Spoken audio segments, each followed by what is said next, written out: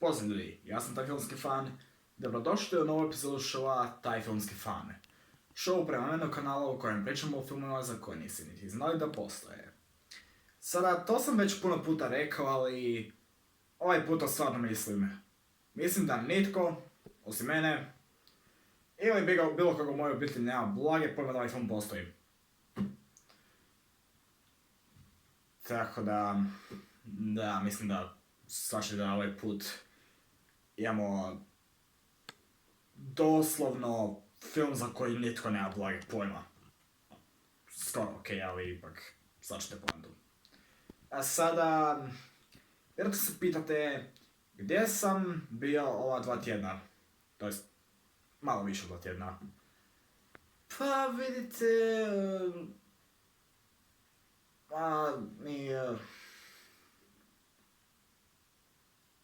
radili smo nešto, nije važno. Sretan Božić. Ej, John, Sretan Božić! Oj Bože, ne mogu ja ovo napraviti.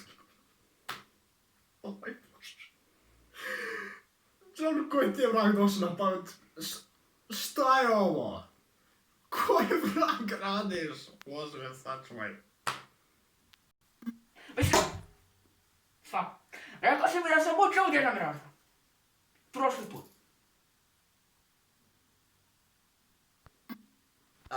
Da, vidiš, kada ti ovo kažem, šalio sam se, mislim, ozbiljno, tko bi poslušao takvu glupost? Smrti da se obuče od Djeda Mraza, što tebi došlo na pamet? Znači ovo je bilo sad bez veze? Pa, da, zapravo, ovo se radi bez razloga.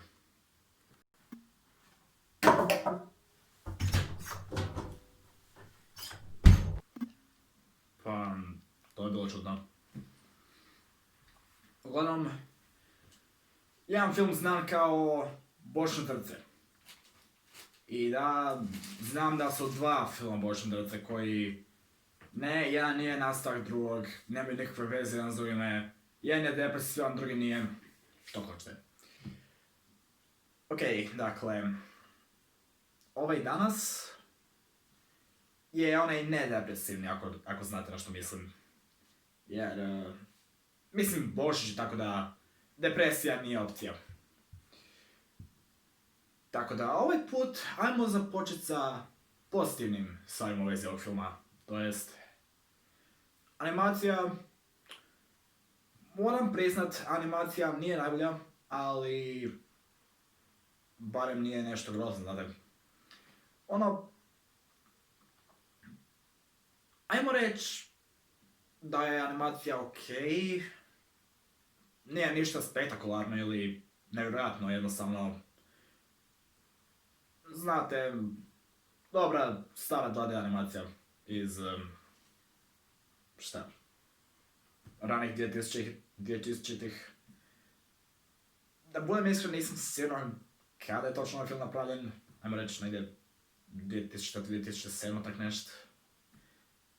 Ne znam, bit će ovimeno videa, tako da, što bude. Znači animacija, okej, većinom. Priča nije teška za shvatit, jednostavno, svakidašnja čudna priča u božićnom filmu koji baš nema nekog smisla. Jer da, ovaj film baš nema puno smisla za bilo što, za postojati i zašto je uopće bilo napravljeno, nemam blage. Ali, znate, ništa strašno. Iako ovaj film nisam vidio onak, šta? Bog zna kad. Naravno da sam ovo ponovo pogledao prijašnji dan, tako da bi mogao napraviti ovaj video, ali prije toga se uopće ne sjećam kad sam gledao taj film. Možda zato što je bilo prije godinama i godinama, opet, ne znam koliko. I znate, gledanje ovoga ponovo je malo zbunjujuće.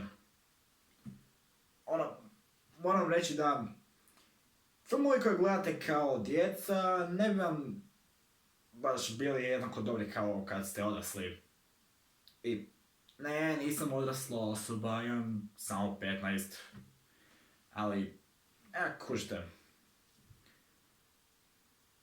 Nije baš da filmovi koje sam gledao kad sam imao nekih, 5 su danas dobri. Mislim, neki dalje jesu. S obzirom da sam gledao puno dobrih filmova kad sam bio 5 godina. Ovaj film je... iskreno nemam blage. Ali do toga ću doći nakon što objasnim loše stvari koje... neću još tome. Prije nego došli na to, moram reći da je ovaj film i znam da će neki od vas sada biti kao ozbiljno, ja se ti šališ. Ovaj film je bizaran. Ovo je bizarno, ne znam. Ovaj film je ludost. Sada, znam da ću za ovo što ću sada reći dobiti nevjerojatno puno mržnje ili nečega, ali ako bi me pitali koji bi film radije gledao, da li bi gledao ovaj film o kojem sad pričam, ili Kapetan Amerika prvi Avenger, ja bih rekao ovaj film. Da, znam, nevjerojatno je koliko ću mržnje dobiti za ovo, ali ljudi, moram biti jesam s vama. Kapetan Amerika prvi Avenger je smeće od filma. To stvarno ne treba biti napravljeno uopće. Uopće. Ovo je 100 puta bolje. Dobro, ne baš toliko, ali... Kada neki crtić za djecu bolji od nekog MCU filma, znate da je nešto pošlo po zlu. Ali opet, znate, poprilično nekompliciran film za gledanje, ajmo reći. Ajmo na loše stvari oput. Loše stvari, neću baš puno toga reći, to loše zato što nema baš puno loših stvari, ali ajmo reći, ponekad voice aktori naprave malu grešku.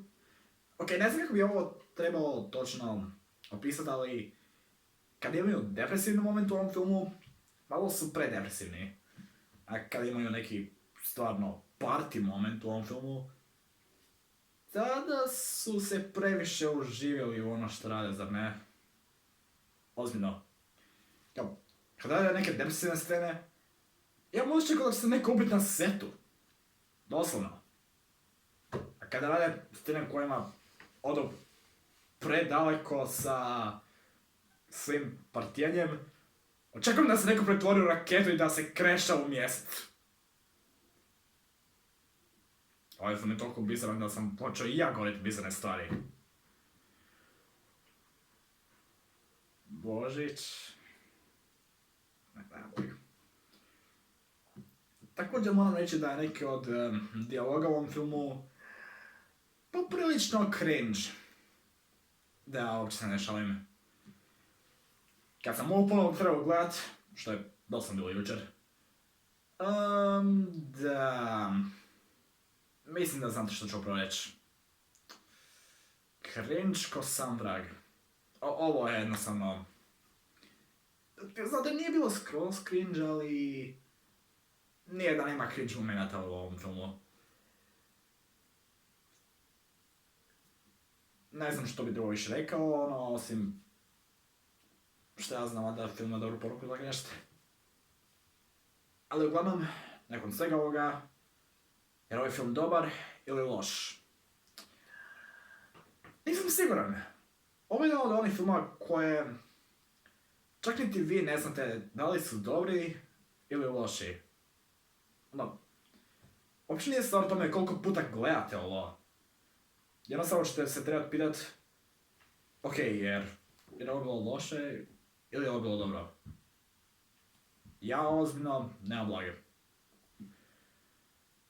Ovo je jedan od onih filmova kada ne znate što mislit. Ali da kažem da mi nije bilo zabavno gledati ovo, pa to bih već lagao. Da, je bilo je malo cringe, ali eto, što ćeš. Svaki film ima svoj cringe moment. Neki čak i previše. Uglavnom, ljudi, sretan Božić, vidimo se na Novu godinu i naravno vidimo se idući put.